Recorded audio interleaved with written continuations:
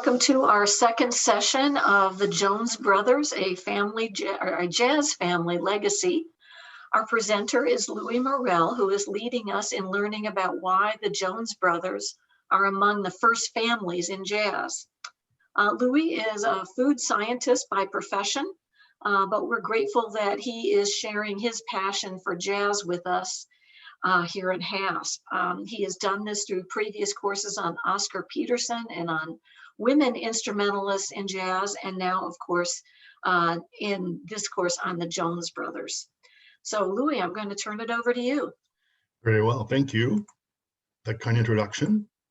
And let me do this. And I want to make sure. So you can see my screen? Yes. Okay. Very good. So indeed, we will talk again about the Jones Brothers. And for those of you who are returning, welcome back.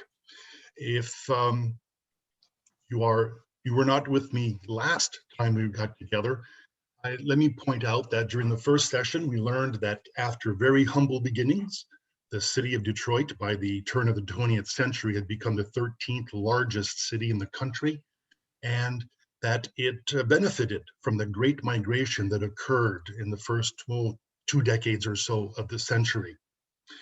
And by 1940, the population of the city had grown to almost 1.9 million people. And 1 out of 6 residents in Detroit was Black. So the demographics had changed considerably. The economy on the whole was quite good, largely due to the beginning of the century visionaries that had developed manufacturing, particularly auto manufacturing in Detroit. And this is the environment in which that the Jones Brothers thrived. I want to point out that during the first session, I said that Henry Ford, one of those visionaries, had offered a tremendous salary to his employees. And I said $5 per hour. And many of you surmised that it was $5 per day. So I quickly went to my primary source after the meeting, and sure enough, there it was, black on white, $5 per day that Henry Ford offered, which at the time was a lot of money. And he did that largely so that people, including his employees, could afford his vehicles. Be that as it may, I don't know why it didn't strike me as odd, because my first job paid $1.75 and I didn't even work for Henry Ford, $1.75 per hour. Be that as it may, the Jones Brothers grew up in a time when the city's demographics were changing, and there was an increasing number of African Americans. The music was evolving at the same time. And part of that reason was because of the public school system in Detroit. There is a HASP member who happens to be a neighbor of mine and a lifelong educator, and he's here again today. We had a chat afterwards, and he reminded me of how the public school system was so good in the 20s and 30s in Detroit, highly regarded in the country. But also, I mentioned Cass Technical High School. It was for high achieving students, and half of their day was spent in music instruction, mostly classical, of course, at the time, but it was churning out so many good musicians that by the second half of the 20th century, a lot of the musicians who were sitting in chairs in orchestras around the country were from the public schools in Detroit. And many of the students who got involved in jazz in the late 50s and early 60s migrated to Motown Records and became musicians, singers, producers at Motown Records. One more note about Cass Technical High School. It was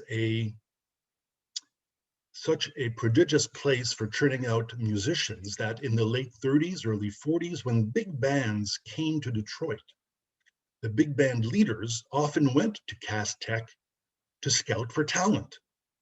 And on one such occasion, a name you're familiar with, that of Jimmy Lunsford, he went to Cass Technical and was enamored with a young trumpet player that he met there, a Gerald Wilson. Many of you will recognize the name. And Wilson later joined Jimmy Lunsford's band and had a whole lengthy and very successful career. But today we're going to focus on the two other Jones brothers, Thad and his trumpet playing, and of course we'll deal with Elvin, the drummer, who made a lot more than just noise. Let's start with Thad blowing his own trumpet. Let me change this. Here we go. Okay. So Thad was born in 1923, 5 years after his brother Hank. And it was hearing Louis Armstrong during a radio concert that truly inspired Thad to pursue the trumpet. It was his uncle who gave him his first instrument. Thad enjoyed listening to big bands on the radio, and he taught himself how to play using method books, instructional books. And because he was self-taught, he developed a very unique style. That may have been quite good for him, actually. In high school, he didn't trade his trumpet for a cornet, but he became acquainted with it, and he continued to develop his talent while he was there on the cornet. He was very influenced by a member of the Duke Ellington band. Rex Stewart played cornet for Ellington, and he inspired Thad until Thad Jones discovered Dizzy Gillespie. At age 16, he got his first paying job as a musician, and he played in a band with a fellow Detroiter, Sonny Stitt, and his big brother, Hank. He was enlisted in the Army during World War II. He was just at that right age, but he was enlisted in the bands, and he played for 3 years. That was good for him because while touring with GI bands, he was exposed to other musicians, especially bebop, and he became acquainted with the music of Charlie Parker and of Dizzy Gillespie. So in many ways, that was very beneficial for him. In fact, he was hooked. And when he came back to the Detroit area after the war, he joined the so-called territory bands. I mentioned last week that Hank Jones played in such bands, and he traveled between Detroit and Flint and Lansing, for example, to play. Well, so did his brother Thad. And while he was in Detroit, he was sought after, and he played with other Detroit musicians that you're familiar with, namely guitarist Kenny Burrell and pianist Tommy Flanagan, and we'll hear him a few times today as well. While traveling with the musicians in the Deep South, Thad who was born in Pontiac, but probably knew of Southern experiences from his parents who were from Mississippi. He was put back by some of his experiences regarding discrimination and segregation while touring. He recalled vividly being in one town in the Deep South, and he and his bandmates were accosted, so to speak, by white policemen who just stuck pistols in their faces. And that was a very shaking experience for him. It happened later in his life too. The musicians in his band were dressed in their suits. They were standing in front of Birdland in New York, the jazz venue. They have their musicians' instrument cases with them. But even though they looked very serious, the police came around and said, "Break it up, boys." Thad didn't care so much for being called a boy, so he said, "There ain't no boys here." Well, there was an altercation and some shoving and some pushing when the police won this altercation, and they arrested Thad and other musicians, and they were charged with disorderly conduct, and they were fined. These experiences and others left scars on Thad throughout his entire life, and he was very sensitive to any kind of racist behavior or racial slurs. That is something that we will encounter again later on. In the 1950s, there were all kinds of opportunities for Thad. He joined the Billy Mitchell Quintet, much like his brother Hank had done before. He stayed with Billy Mitchell, who also hired younger brother Elvin, and they made up the house band at the Bluebird Inn. It was one of the lively jazz hotspots in Detroit for many years. And Billy Mitchell's quintet was recognized as being one of the most inventive jazz groups at the time. Thad got an opportunity the following year after leaving the Billy Mitchell Quintet. A fledgling record company called Debut Records was formed. It was co-owned by drummer Max Roach and bassist Charles Mingus. And Charles Mingus thought very highly of Thad Jones and gave him his chance to record his first album. So let's take a listen to the very first recording that Thad Jones did as a leader. We're going to hear Frank West on tenor sax, Big Brother Hank is on piano, Charles Mingus himself is on bass, and the drummer is Kenny Clark. And we'll listen to Elusive.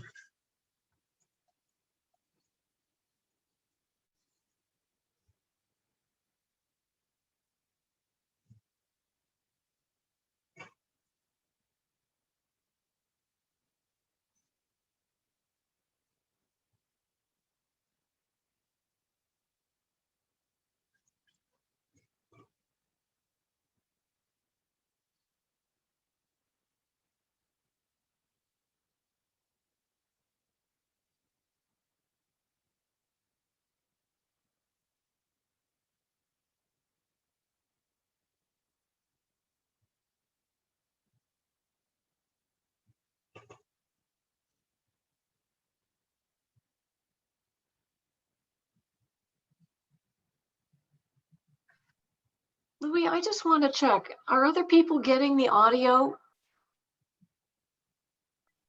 Oh, okay, we're No, not. I was just about to ask that too, Louis. Oh. If you're playing a music file, we're not hearing it.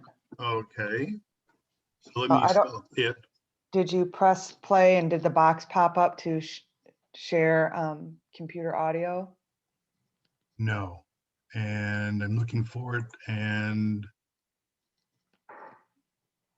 share sound. So let me start that over again. Okay. All right, and that is what you're going to hear. The title is Elusive. It's not misspelled. It's not elusive. It's Elusive. And you will hear Thad Jones on trumpet. And it's an excerpt from that particular piece. So let's try that again. Better? Better now.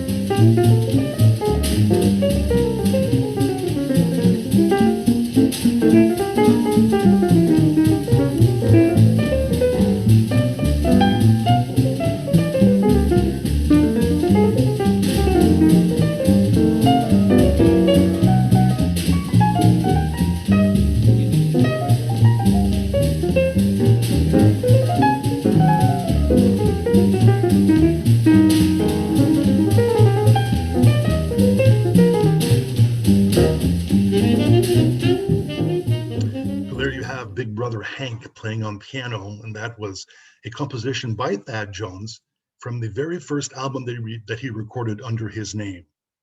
After he left the Charles Mingus environment, he had another album that was titled, oh, by the way, that first album was called The Fabulous Thad Jones. And later on, he would have another album called The Magnificent Thad Jones. A little conceited, perhaps, but there you have it.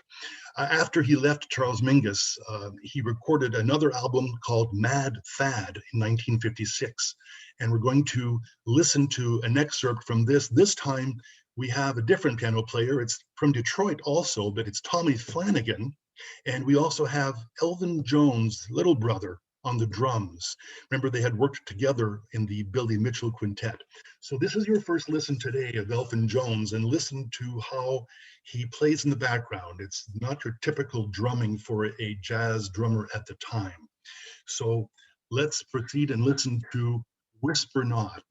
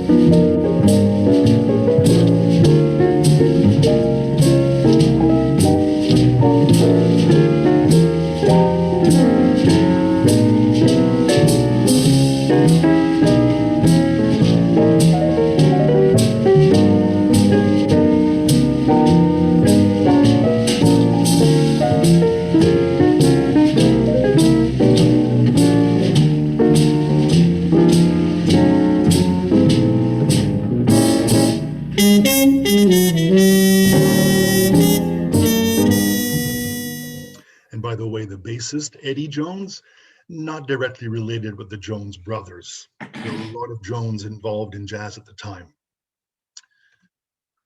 I mentioned that Charles Mingus thought very highly of Thad. In an interview that he gave to Downbeat magazine in 1963, he said that Thad uses all the classical techniques and is the first man to make them swing. Here is Bartok with Vows for a Pencil that's directed by God. Very high praise indeed. And by classical techniques, it is surmised that Mingus meant that Thad was using a compositional approach to improvising. So that's what Mingus thought of Thad Jones. Well, finally, Thad had an even bigger opportunity. William Basie, Count Basie himself, came knocking, and he hired Thad to play trumpet and to create arrangements for his orchestra. At the time, Bill Basie had reorganized his group into what was then called the New Testament Basie Band. And Thad stayed with the Basie Orchestra for just about a decade. And during that time, he contributed about 20 compositions and arranged many, many tunes for the orchestra. What was good, of course, is that because the Basie Band was still very popular long after the demise of many other big bands, Basie traveled nationally, internationally, was highly recognized and admired by music lovers, and Thad got a chance to shine. Let's listen to an excerpt from the title track from the 1956 album, April in Paris. The recording actually occurred in 1955. It's a tune you're probably familiar with. The ensemble, the orchestra, will play for about a minute or so, and then we're going to hear Thad's solo on trumpet. I want you to pay attention and try to recognize the well-known song that he quotes at the very beginning of the solo. So let's listen to an excerpt from April in Paris.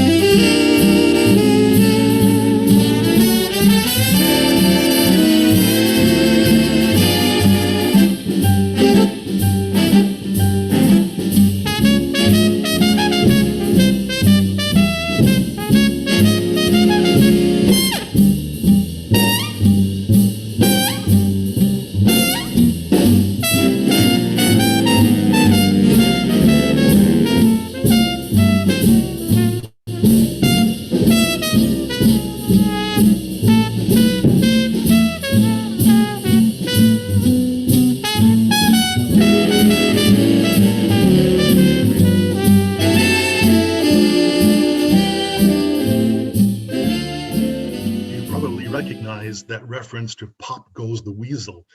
What I don't know is if that was intended, if it was written into it. I kind of doubt it, but it's famous because Thad Jones played that reference in that for that child's song. April in Paris. Actually, go back in time, many big band leaders tried to form smaller groups, quartets, quintets, to get away from their big band setting. And Benny Goodman did it, for example, Dizzy Gillespie, and so did Bill Basie. And he included Thad Jones in his Kansas City 7. So in 1962, they recorded this album that was called Count Basie and the Kansas City 7. And we're going to listen to an excerpt from What You Talkin'. We'll hear the Count on piano, and here this time Eddie Jones is on bass, Freddie Green on guitar, and we'll hear Frank West on flute, and of course Thad on trumpet.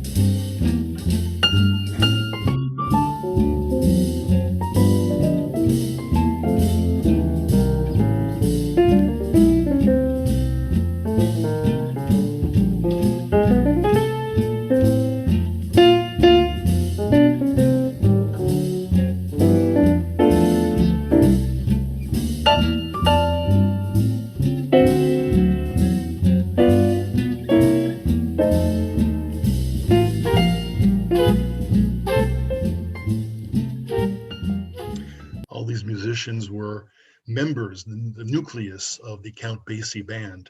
And it was, as I said, very common for them to do this, smaller environments. That was a Thad Jones composition. And during this time in the early 60s, Thad Jones recorded 3 albums for Blue Note Records. And he was surrounded mostly by former Detroiters that had migrated to New York and played with them in various combinations. After about a decade or so of being with the Count Basie band, Thad decided that it was time to leave and to spend more time at home. That led to some other opportunities. He did become very busy as an arranger for other bands and did that for several years. But also there were other opportunities. While he was back in Detroit, Duke Ellington's band came to perform at the Ford Auditorium with the orchestra. And he asked Thad if he would join to play at least that week in Detroit. And they were playing with the Detroit Symphony Orchestra in addition. So Thad joined the group, did the 1-week stint at the auditorium, but decided not to go on the road with Duke Ellington, but rather to stay and to look at other opportunities. One of those was actually one that drew him away from Detroit for a short while. He went to New York and joined his brother Hank. You may recall I mentioned during the first session that he had spent a number of years directing the CBS orchestra. So Thad went there as well and spent some time, but it was only a brief amount of time working for CBS with his big brother. Musicians who worked with Thad Jones referred to Jonesyisms. And what were they? They were all part of his arrangements and his playing, and they encompassed the following: some unexpected melodic changes in the music, some expressive dissonance, and I want to talk about dissonance a bit more in a moment, harmonic shifts that were not expected, and some rhythmic displacements and some curious sequences, and we might hear a little bit of that later on. But about dissonance, when does dissonance bother you? It bothers me sometimes, but Thad said that there are no bad notes, only bad organization. And interestingly enough, I suspect that one of the people who influenced me when I was much younger and got me interested in jazz, his name is Steve Holt. He's a jazz pianist. And he had said, perhaps paraphrasing Thad, there are no bad notes, only bad decisions. And there may be a lot of truth in that, but I still am not truly excited by frenetic, chaotic trumpet playing or a bleeding saxophone. If you're interested in that, you can talk to me after the session and I'll give you some references of some musicians who use that technique to great extent. But I don't really care for it all that much. I want to spend a bit of time talking about a venue I mentioned last week, the iconic Greystone Ballroom. If you follow my cursor into the photograph here, this sign, if we were able to see it in its entirety, would read, "Dancing the Year Round, Jean Goldkette's Greystone Ballroom and Gardens." The building you're looking at is indeed the Greystone building that was built and opened in 1922 on Woodward Avenue in Detroit. So I mentioned this for 2 reasons. One, to explain who Jean Goldkette was. So there's some controversy as to where and when he was born, but we'll go with that he was born in France in 1893. There's also a theory that he was born in Greece in 1896. We do know that his single mom had the family living in Greece, and then they went to Moscow. And there, child prodigy Jean, who was a prodigy at the piano, spent time at the conservatory in Moscow. The family moved to Chicago in 1911, ended up in Detroit in 1916. By the 1920s, Jean was an enterprising musician. Not only did he have his own dance band, but he had his own entertainment company. And he had, at one point in his career, up to 20 bands under his management. He leased the Greystone Ballroom to not only have his own band play there, but also to host the bands that he managed and other touring bands. So Goldkette had quite a hold on the jazz world in Detroit at the time. And his band was very renowned because of their advanced arrangements for that period. We're talking now about the mid 1920s. They were also renowned because of the soloists that were in his band. In 1926 and 1927, they included Bix Beiderbecke on cornet and Frankie Trumbauer on saxophone. Later, Hoagy Carmichael would play in the band. So did Tommy Dorsey, Jimmy Dorsey, violinist Joe Venuti, guitarist Eddie Lang. So truly a group of all-stars. In fact, Benny Goodman drove from Chicago to Detroit to hear Bix Beiderbecke play in the band. So that's a bit about Jean Goldkette. He unfortunately could not resist the effects of the Great Depression. So by 1935, he had to declare bankruptcy. But the building, the Greystone, was purchased by the University of Michigan with the understanding that they would continue to promote the playing of jazz in the building. Let me show you what the Greystone Ballroom looked like inside. That domed ceiling, it is 60 feet high. And the ballroom was large enough to hold 3,000 dancers. And some people said 4,000 if they danced close enough to each other. The couples would waltz under this domed ceiling. There is this balcony that you can see that rings the dance floor here. People could stand on the balcony and watch the dancers below if they wanted to. Elegance was everywhere.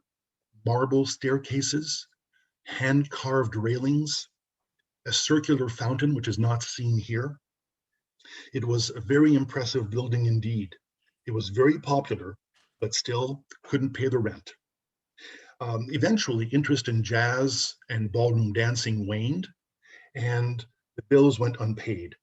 So late 40s, early 50s, a lot more R&B acts were playing in this building, less jazz. Let's see, Jackie Wilson from Detroit, Little Willie John, they were very popular singers and they performed often at the Greystone. Ultimately, in 1963, Berry Gordy Jr., who had founded Motown Records, bought the building for $123,000. His idea was to turn it into a supper club and to promote the Battle of the Bands. But by the time that the project got going, Motown had grown to be so big that they figured that the place would be too small, and two, that the infrastructure was inadequate. Of course, in 1972, Motown Records, at least the management part of Motown Records, moved to Los Angeles. And they didn't really care so much about the Greystone anymore. It was unused. There was a fire in the building next door. It damaged the Greystone. And by 1980, Motown decided to just wreck the building, which is a shame. And if you drive to that address on Woodward Avenue in Detroit today, you'll find that much of the site is occupied by a McDonald's. Why did I mention all this? And what does it have to do with Thad Jones? This is why. In August of 1955, with one of these battles of jazz, it pitted the Stan Kenton Orchestra, that's Kenton on the left, and Count Basie and his orchestra. You'll notice from the advertisement pictured in the middle that Soupy Sales himself was the master of ceremonies and the referee. And this is the first meeting that Mel Lewis, the drummer on your left, and Thad Jones had. They would meet later when they joined the Jerry Mulligan Concert Jazz Band. And it was while they were working with Jerry Mulligan that Lewis and Jones plotted their future. A couple of years later, they teamed up and formed the Mel Jones the Thad Jones Mel Lewis Orchestra. I want to point out that after Thad left the Jerry Mulligan Concert Jazz Band, there was another young trumpeter that took his place, someone you may have heard of, Doc Severinsen. Anyway, we move on. So Lewis and Jones get together. They have this idea to form an all-star group, a big band, and that included big brother Hank Jones at the time as well. They had their first debut the following year in February of 1966 at the Village Vanguard in New York City. And that was the start of a very, very long residence at the Village Vanguard. The band played most every Monday at the Village Vanguard for years and years. And even after the death of the two musicians, they changed the name to the Vanguard Orchestra. They continued to play most Monday nights. So right after they formed the band, Mel Lewis was able to negotiate a contract with Solid State Records for 10 albums. They only recorded 6 for Solid State. Solid State got purchased, I think it was by United Artists, and contract realities changed, but they still did get to record quite a bit. Mel Lewis and Thad Jones were a very unusual pair, as it were. One was a black man with a Baptist background, and the other one was a white man with a Jewish background, but they had 2 things that they wanted to accomplish, and that was to have an integrated band, which it was all those years, and a commitment to a very high standard of musicianship. They also offered unfettered freedom for soloists in the band. And what they did was try to modernize the sound. Count Basie himself had commissioned Thad Jones to compose the music for another album for the Basie Orchestra. This is after Thad Jones had left. And it turned out that the music was too adventurous for Bill Basie and his orchestra. So this was an opportunity for Mel Lewis and Thad Jones to have their orchestra play it, perform it, and record it. Jones was the arranger for the band. He did play, of course. Often he let the other trumpeters take the solo. There were 5 trumpeters in the band, and each and every one of them was capable of performing as a solo artist. So Thad Jones took a bit of a back seat. However, we're going to hear a track here from the 1970 album Consummation, which was nominated for a Grammy Award in the category Jazz Performance by a Large Group. It's a composition by Thad Jones. It's the most recorded Thad Jones composition. But there is a question that has not been truly answered. Did he really write it? Legend has it that Roland Hanna, also from Detroit and in the band, the piano player, had been developing the melody to this song over several weeks. And this comes from an eyewitness. David Berger is a composer and arranger who in the late 60s, early 70s, spent a lot of time at the Village Vanguard and heard the band over and over again. He claims that he heard this melody come back that Roland Hanna, during his improvisations, was developing. But one day, at a rehearsal, Thad Jones showed up with a full score for a new tune that he called A Child is Born. And Roland said, "Isn't that my tune?" And Thad said, "No, I wrote this." So there apparently was no verbal altercation here. It was kind of accepted, but there it is, a new tune that Thad Jones took credit for. Hanna apparently accepted this, and it's reported that later, when Hanna was performing by himself in the later years, he played this tune and he introduced it as A Child is Born, Thad Jones. So the controversy still exists. Did Thad Jones really compose it or not? So you can see that at the bottom of the screen there, that there are some familiar names. Eddie Daniels, who had a A good solo career as a clarinetist is in the band. So is Detroit native Pepper Adams, the baritone saxophonist. Snooky Young on trumpet, Marvin Stamm. You'll be hearing a lot of these people, but it is Thad Jones that is playing the solo in A Child is Born.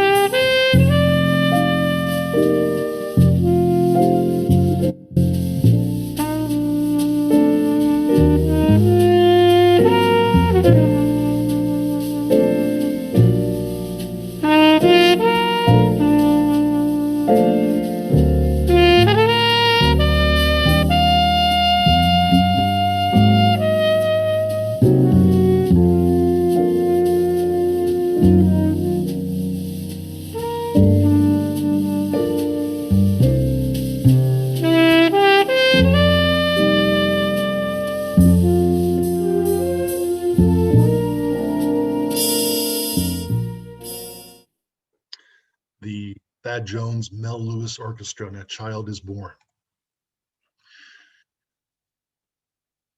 Thad Jones was a very busy man. Here's an example of his schedule in 1973 in the heyday of the band. He taught by day at the William Patterson University, Mondays, Tuesdays, and Thursdays. So he had to travel from New York to Wayne, New Jersey, not a big deal. But he had to fly to Boston every Friday to teach at the New England Conservatory. And during this time, he was also in the pit, the orchestra pit on Broadway for the play Two Gentlemen of Verona, 7 shows per week. And of course, on Monday nights, he played in the Jones Lewis Orchestra at the Village Vanguard. A grueling schedule. And that may have had some influence on what he did later on. By 1977, he accepted a 2-month residency at the Royal Danish Conservatory of Music. It was supposed to be 2 months in the fall, 2 months in the spring of 78, and he was going to teach and lead a big band, and that was the Danish Radio Big Band. So he agreed to do all this. And of course, he came back to New York in between, but he went back to Copenhagen in 78, and he taught and he went around Europe rehearsing with big bands and teaching them. And while on tour in Yugoslavia in 1978, there was an incident. The way that it's recounted is that a bystander actually put his fist through the window of a taxi in which Thad Jones was seated, and the shattered glass lacerated the lip of Thad Jones.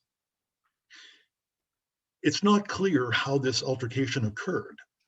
Was there a conversation beforehand? Was there a racial slur mentioned? You remember I told you that Jones was very sensitive to any kind of racial discrimination. Well, we don't know. What we do know is that Jones had to have multiple surgeries, and it took 3 years for him to be able to play steadily afterward. So quite an incident indeed. We're going to listen to a track from one of the albums that was recorded with the Danish Radio Big Band. At this time, partly because of the injury perhaps, but by then Thad was writing, arranging, and conducting the Danish Radio Big Band, but he didn't really perform in it. We're going to hear a trumpet solo from Idris Suleiman. It's the Thad Jones composition, Tiptoe. And I want to point out that Suleiman changed his name when he converted to Islam. He was born Leonard Graham. So let's listen to an excerpt of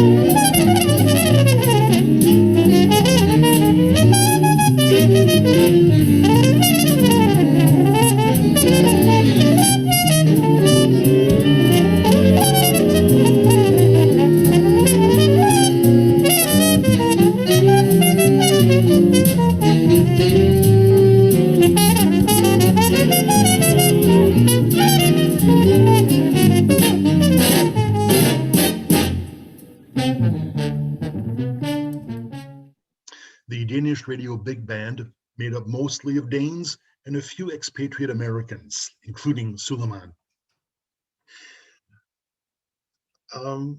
At this time, the Mel Lewis and Thad Jones Orchestra was having a hard time securing contracts for touring and for recording. And that upset Mel Lewis considerably, but not as much perhaps as Thad Jones. I don't know how much of that had an influence on him, but in January of 1979, Thad Jones, without warning to anyone, left New York for Copenhagen and decided that that was quits. That was the end of that. He was going to start a new life, so to speak, in Copenhagen. And because of his work with the Danes, he formed a new big band that he called Eclipse.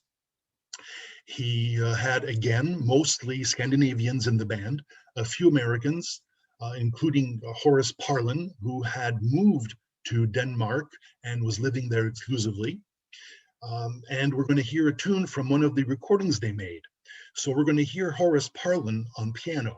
And I chose this partly because it's a Thad Jones composition, of course, but also because Horace Parlan had to overcome a disability when he was quite young.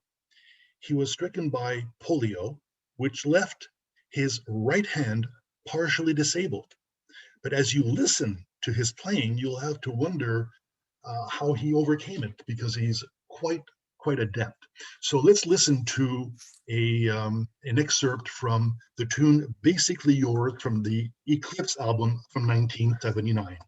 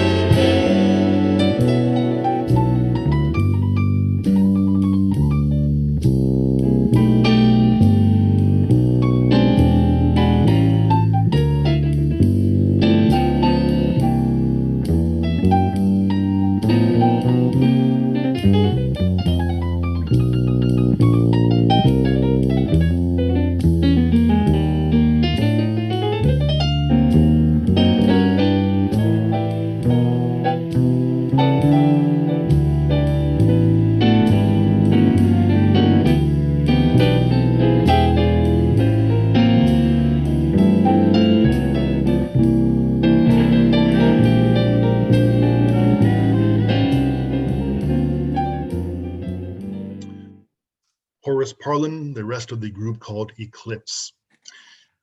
Bill Basie died in 1984, and the management of the group asked Thad Jones to take over the band. So he came back to New York.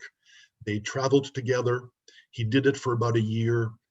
Thad's health was getting worse, and he returned to Copenhagen in 1985. And that's where he died of cancer the following year. So that's, in a nutshell, the story of Thad Jones. We're going to hear a little bit more from him later on with his brothers. Are there any questions at this point? If you unmute yourself, or Kim, if there's anything in the chat. Yep, okay, in the chat we have, the first question is, were most bands integrated in the 1920s? No, in the 1920s they weren't. Benny Goodman was among the bands of renown. He was the first one to start integrating his band, and that didn't happen until the mid-30s.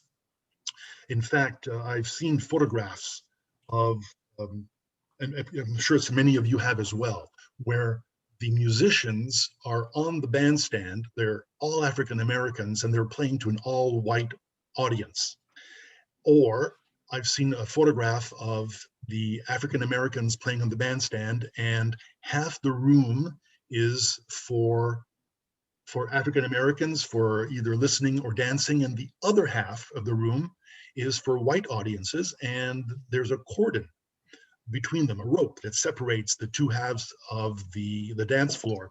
So no, in the 20s, I'm not familiar with many integrated bands. I don't think that Fletcher Henderson or, I forget his name now, that they had integrated bands as well. Okay. The next one is, I'm not sure how you pronounce it, but how is a flug different from a trumpet or cornet? Oh, yeah, a flugelhorn. Yes, so I won't be able to answer that question very well. How does one distinguish a cornet from a trumpet from a flugelhorn? Well, clearly there's some differences in the basic design of the instrument, but I don't know. They're all valve instruments, and I don't know if there's someone in the audience who can give us a better explanation of how to distinguish one from the other. No one? Yes, and it's quite common for trumpeters to play the flugelhorn. I don't know too many these days that play the cornet. I think the cornet came first. This is Ron. I can answer the question about the difference between the flugelhorn, trumpet, and cornet.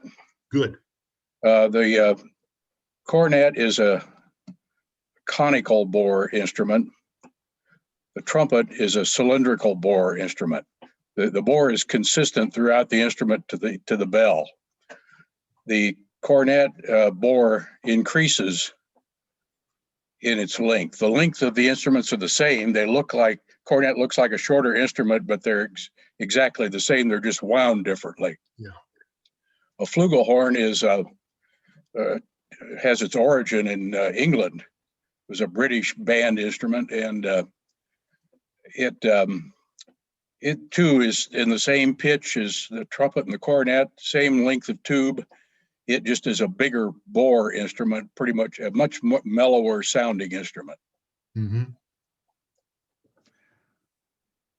Do you play any of those? I do. Great. Do you own all three instruments? I don't own a cornet anymore, but I have in the past, but I do have a trumpet, a flugelhorn, and a piccolo trumpet currently. And in the 21st century, has the cornet pretty much fallen by the side? It has. Yeah. To what do you attribute that? I really don't know the answer to that. It was pretty much a band instrument in the turn of the 19th to the 20th. There were cornet bands, in fact. Yeah. And I don't know. I think maybe the big band era may have caused it to fall out because it isn't as bright an instrument in its sound. Yes. That may have been a factor. Thank you. Sure. Anyone else? Okay, let's move on then. One last thing. Big Brother Hank said this of his brother Thad. He was an arranger who never studied the craft per se. He never took a formal course in arranging, harmony, or counterpoint, nothing like that. And if you remember, he also was self-taught on the trumpet. He had this natural ability. In fact, Brother Hank said of his two brothers, Hank and Elvin, that they were geniuses. So in summary, Thad Jones was probably underrated as a soloist. He was recognized mostly as an arranger, and he had great success with big bands, starting with Count Basie and ending with Eclipse shortly before he died. Well, actually, he went back to the Count Basie Orchestra for about a year. And he had tremendous success with Mel Lewis, with their orchestra, the Village Vanguard. And he had this successful, even though short-lived, second life in Denmark. And that takes us to younger brother Elvin, who made a whole lot more than noise, but though he made a lot of noise in the jazz world. In the 1940s, drummers Max Roach and Kenny Clarke are the ones who were spearheading and driving the bebop movement. In the 1950s, with their advanced techniques, the ones that were pushing drumming forward, the big names were Art Blakey and Philly Joe Jones, not related, at least not directly, to the Jones brothers, and Roy Haynes. But then in the 1960s, it was Elvin Jones. It was really Elvin who pushed the techniques of drumming in jazz forward, perhaps not imitated by anyone else, but he's the one who took the most individual take on this. He was fiercely aggressive, and he did some very innovative things, as we will find out. He was born Elvin Ray Jones in 1927. I mentioned this because he had a twin brother. His parents named him Alvin Roy Jones, but Alvin Roy did not make it to his first birthday. He died of an infection.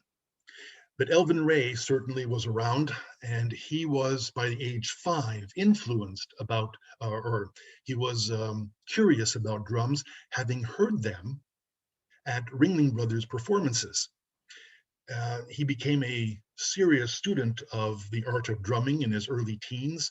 He was also a member of the concert band at school, and he played percussion there. It was his high school band director who taught him that the drum was just not a noisemaker, it was truly an instrument. And I think that Elvin Jones took that very seriously. Unlike many other musicians in the Detroit area who went on to finish high school and learned much about their trade in school, he quit after grade 10, got a job at General Motors. He was unloading boxcars. Then he served in the Army Air Forces after the war, 1946 through 1949. And you'll recall that the Army Air Forces were renamed the United States Air Force in 1947. Jones was a member of the force at the time. After basic training, he got 8 weeks of music instruction in the Army, and he was stationed in Columbus, Ohio. So he did his stint in the military, and then he came back to Detroit in 1949. At the time, drummer Art Mardigan was considered to be the most innovative drummer in Detroit, and Elvin worshipped him. And Art took him under his wing. He offered him instruction and some advice, became his mentor, and he became an inspiration for Elvin. Like his brothers, Elvin joined the Billy Mitchell Quintet. And if you remember, I said that he was together with his brother Thad for about 3 years as part of the house band at the Bluebird Inn.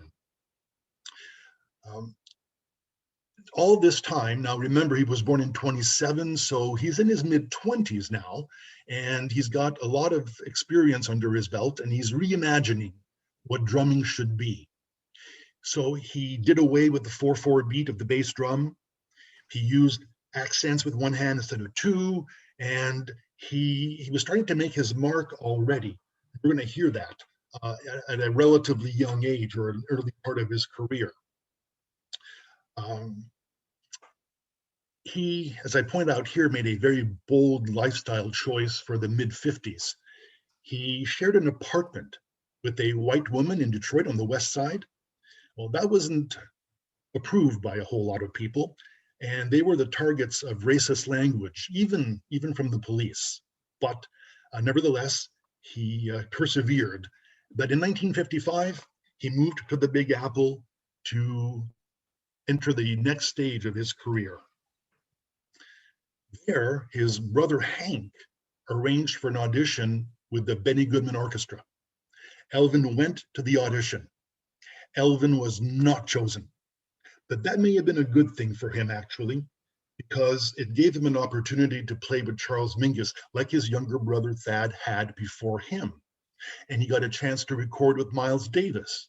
So these experiences may have been more beneficial for him working in a small group setting with Mingus and Davis and others than having been chosen to be in the Benny Goodman Orchestra. He worked with a large number of people in the years that followed. That included trombonist J.J. Johnson. He played in the band for Gil Evans in many settings, 59 and again in the mid 60s and the late 60s. Gil Evans kept asking him to come and record with him. He played with saxophonist Steve Lacy in 59 and bassist Paul Chambers before that. And he also played in a quartet with Bobby Jasper. And for those of you who are not familiar with him, he was a Belgian saxophonist who played flute and clarinet as well. And he was in a band that included other Detroiter, Tommy Flanagan on the piano and Nabil Toda on bass. And Jasper spent much of his time in New York. He married jazz singer and pianist Blossom Deary, and he recorded extensively. So we're going to hear the quartet here play a tune that Johnny Mercer and Victor Schertzinger composed. It was recorded in 1956 on the album titled Clarinescapade, and this is their version of I Remember You.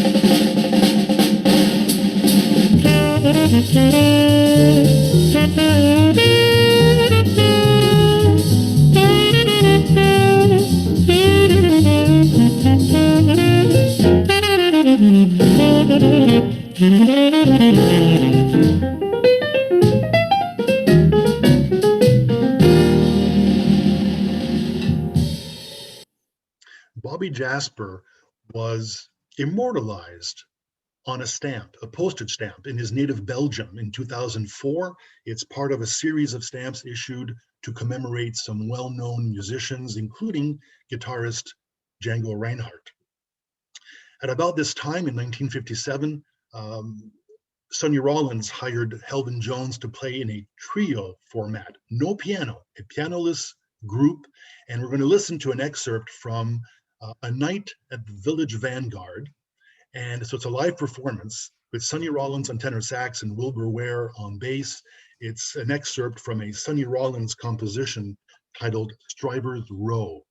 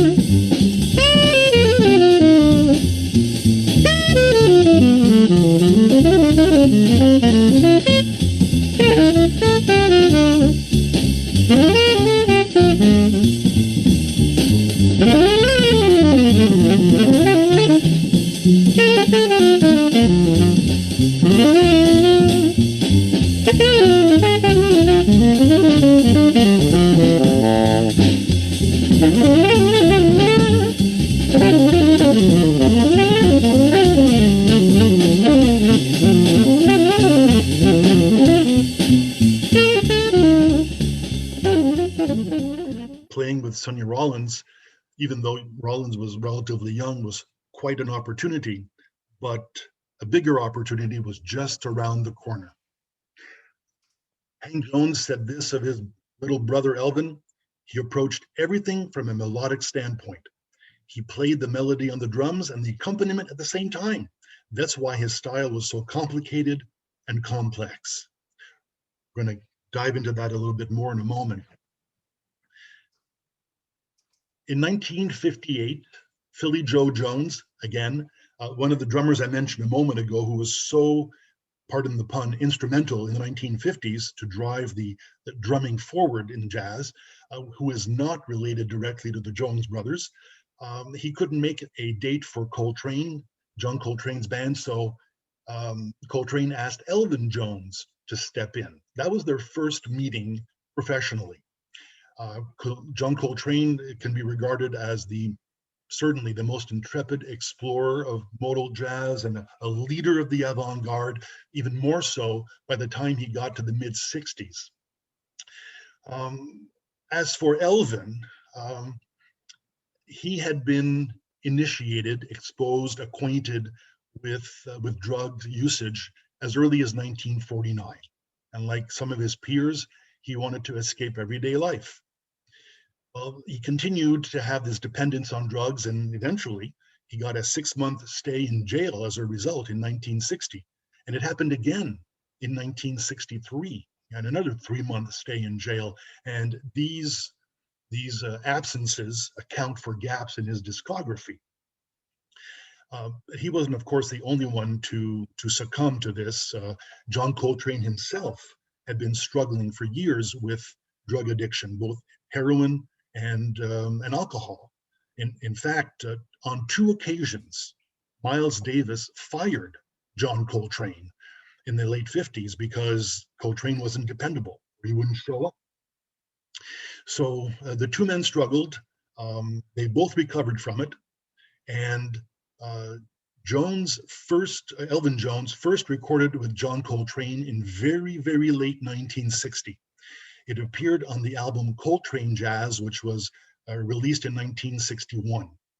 And I want to point out that in addition to the substance abuse problem that Coltrane had, he had some very difficult dental problems to deal with in the late 50s and again in the early 60s, to the point where he had problems adjusting to his mouthpiece. So it was a difficult time for him. But here we're going to listen to an excerpt from a Coltrane original called Village Blues. It's from the Coltrane Jazz album. And it's the beginning of the quartet that is going to have so much influence and success in subsequent years. Steve Davis is on bass here. He will be replaced by Jimmy Garrison shortly after this was recorded. But essentially the nucleus of the Coltrane Quartet is here with McCoy Tyner on piano. So let's listen to an excerpt from Village Blues.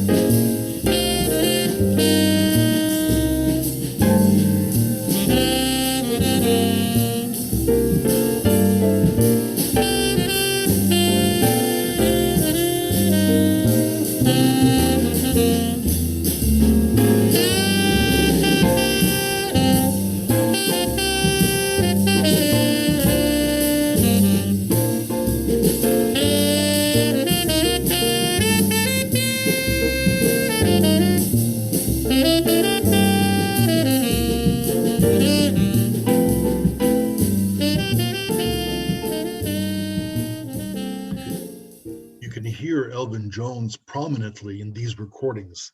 His accents on cymbals and drums are pervasive. It's said of Elvin Jones that he was a master of polyrhythms, and that denotes his adoption, perhaps an adaptation of these West African drum rhythms, where 2 or more separate rhythms are played at the same time. The pundits claim that he used 2 approaches. For example, he would use a 3-beat and a 4-beat rhythm simultaneously, and he would play a rhythm that was different from the rhythm played by the rest of the band. It's a little bit like he had 4 independent limbs. Many people found this strange to listen to, the musicians in particular, until they figured out what he was trying to do. And ultimately, Elvis became a drummer's drummer. He used very complex rhythms, as his brother Hank pointed out to us. John Coltrane band's recordings in the early 60s, they bridged the bebop era with the future, as Coltrane was getting a bit more adventurous. And by 1964, 65, and certainly afterward until his death, he was espousing free jazz much more. But it was truly a bridge between the past and the future. This group that I mentioned, this quartet with Garrison and Elvin Jones, McCoy Tyner, and John Coltrane, in 5 years, they recorded about 20 albums. It's a huge output. But in 1965, Coltrane changed his band considerably. The first thing he did was to add a second drummer, Rashid Ali, who had been tutored exclusively, pretty much, in the avant-garde of jazz. And Elvin didn't care too much for that. Eventually, he replaced McCoy Tyner with his own wife, Alice MacLeod, also from Detroit. But Alice MacLeod became Alice Coltrane, and she joined the band. And as I pointed out, Coltrane was emphasizing free jazz. Even though Jones left the group at that point, he did say that the Coltrane band was as close as you can come to perfect harmony in human relationships. So probably no bitter feelings there, but the group was very cohesive. Yeah. And because he was kind of pushed out, so to speak, from the band, he went out on his own. And he recorded with a slew of people. He reunited with McCoy Tyner, for example, on the album The Real McCoy. And he recorded with Ornette Coleman, Lee Konitz, Earl Hines, Joe Henderson, who had spent a lot of time in Detroit. 3 record albums with Wayne Shorter. This is before Wayne Shorter joined Miles Davis. And he recorded with many other people, including Chick Corea. We're going to listen now to an excerpt from an album that was titled Unity. It was led by Larry Young on organ. Woody Shaw is the trumpeter you're going to hear. Joe Henderson is in this quartet. Elvin is on drums. Listen to his accents on the various instruments in his drum kit. A Woody Shaw composition. And Larry Young is a pseudonym. His given name is Khalid Yassin Abdul Aziz, which is a long name to pronounce. The sad part about Larry Young is that he died at a very young age, at 37. Let's listen to an excerpt from Zoltan.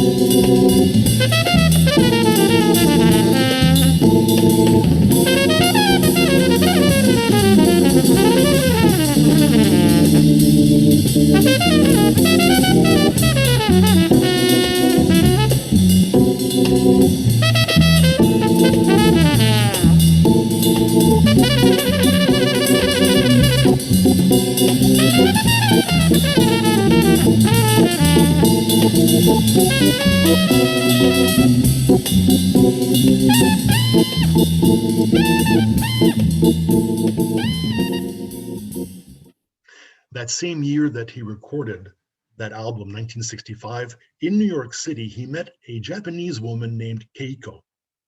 And as fate would have it, while touring in Japan the following year, he met her again in Nagasaki. So a romance bloomed and he married her. But not really, because at the time when he married Keiko, he was not yet divorced from his first wife, Shirley DeFranco, with whom he had 2 children. So Technically, they were never married. She was legally his common law wife, but she was more than that. She became a gatekeeper, keeping Elvin out of trouble, I suppose. She was his business manager. She's even the one who set up his and tuned his drum kit on stage. So she became a very important part of his life. At age 40, he became a band leader for the first time. He formed the Elvin Jones Jazz Machine.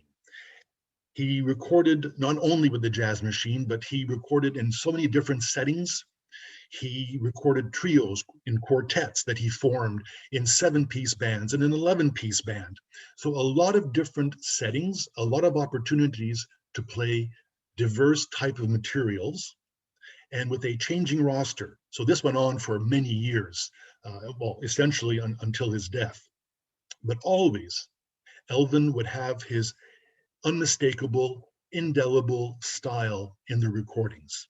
So let's listen to one that was recorded with one of these, how shall I put this? Well, I can't think of the right word, but one of the configurations that he had, it's a septet, and we're going to hear a trumpet solo from Darren Barrett. Robin Eubanks is on trombone. Yes, he's the brother of Kevin Eubanks. Michael Brecker on tenor sax.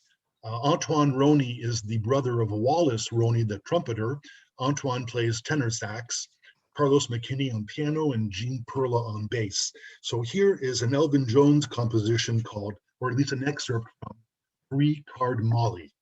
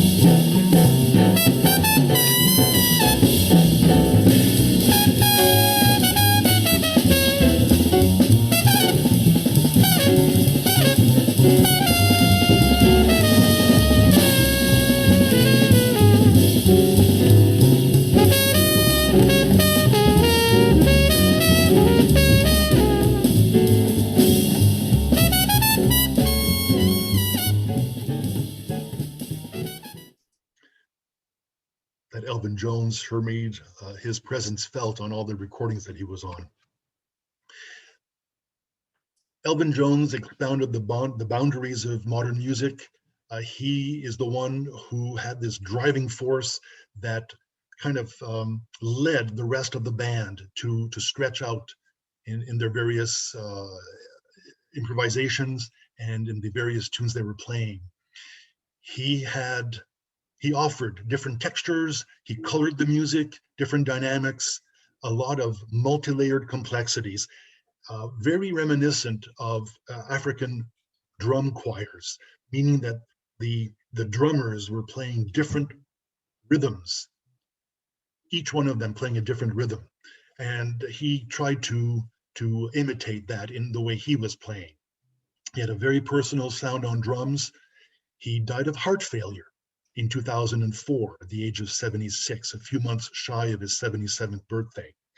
And he is such a giant in the jazz world that you don't have to refer to Elvin Jones. Saying Elvin is sufficient for any jazz fan to know who you're talking about. In an interview with Whitney Balliet, he said, "I see forms and shapes in my mind when I solo, just as a painter can see forms and shapes when he starts painting." An interesting comparison there. During their lifetime, the Jones brothers did not have an opportunity to record very often together. Hank Jones, before he died, in an interview, said that one of the few regrets he had is that they did not record more often, but it's because they were so seldom in the same place at the same time. Their careers just drew them apart. But there were a handful of recordings. I'm aware of 4 of them where the 3 recorded together. And I'm going to go back to 1962 to complete this cycle, where it's a Thad Jones composition with Elvin on drums, Hank on piano, Thad on cornet. You'll hear Frank West on flute, Frank Foster on tenor sax is in there, and Art Davis on bass. And the sextet is playing a Thad Jones tune called Buzz At. So I'll conclude that fittingly with having all 3 brothers playing together at the same time. So here is this composition by Elvin Jones.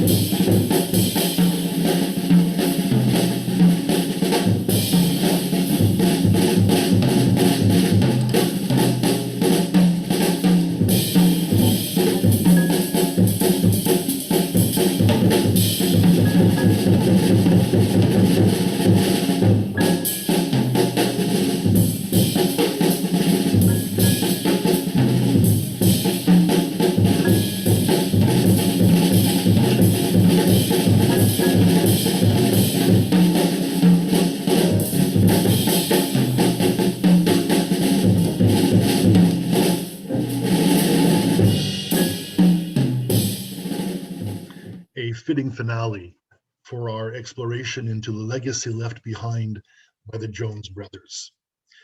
From Pontiac, Michigan, Thad, Elvin, and Hank. I'll stop here.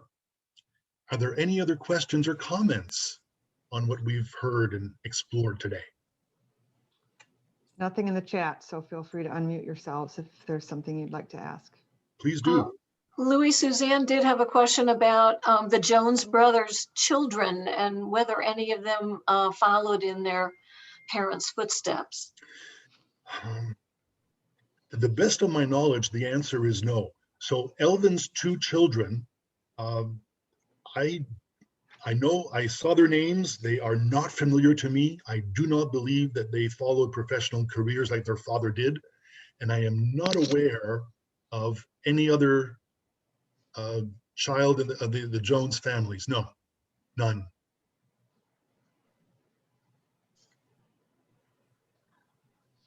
If you have any other questions, feel free to unmute yourself and just go ahead and ask. I have a comment about Tommy Flanagan. You mentioned how Hank was well known for being a technician and more so than a composer. Yes.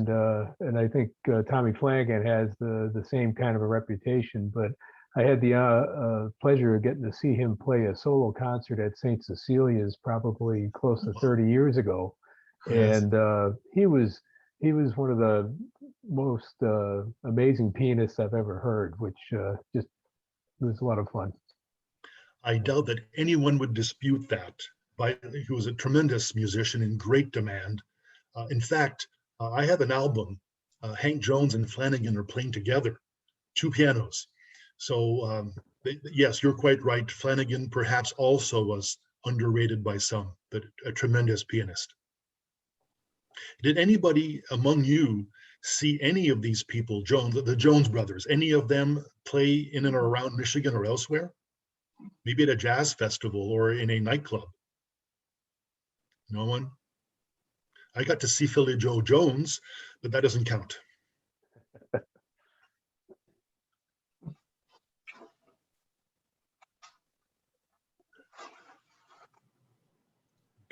Well, I thank you very much for coming back, and I hope that you found this informative and entertaining as well. It's been Well, fun thank to you hear so the much, music. Louis. We Well, thank really you. appreciate this. You're always so wonderfully prepared and have such great material for us. So Yeah, well, and there was A so much to choose from.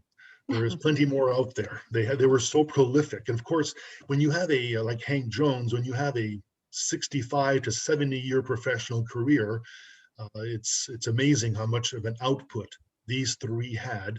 And as I mentioned, Elvin with John Coltrane alone had about 20 albums to choose from, and they're all of very high quality. well, you gave us a great introduction in any case. So thank you. Terrific. And that's an important point, Sarah. Thank you. Now you're free to roam the discographies of all these musicians and go and explore for yourselves. And hopefully I gave you